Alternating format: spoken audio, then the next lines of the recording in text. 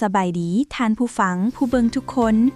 มื้อนี้พวกเฮาจะมาร่วมกันฮู้กฎหมายว่าด้วยคนพิการ เพื่อให้สังคมของพวกเฮาเป็นสังคมที่เท่าเทียมบ่แบ่งแยก และบ่ทิ่มไผไว้ข้างหลัง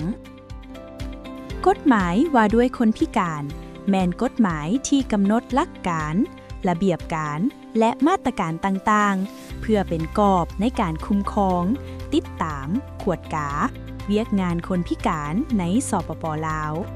ให้เห็นแบบแจ้งๆว่า กฎหมายนี้บ่แม่นมีไว้สำหรับคนพิการอย่างเดียว แต่เป็นกฎหมายของทุกคนในสังคม เพราะทุกภาคส่วนต้องร่วมกันสร้างการเข้าถึงและความเท่าเทียม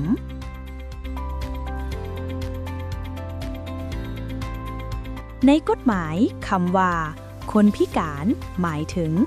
บุคคลที่มีความบกพร่องทางด้านร่างกาย สติปัญญา การเบิ่งเห็น การได้ยินการปากเว้า ความจื้อจำหรือด้านอื่นๆ และเมื่อมีสิ่งกีดขวางมาขัดขวางจึงเฮ็ดให้เขานางเข้าร่วมกิจกรรมทางสังคมบ่เต็มส่วน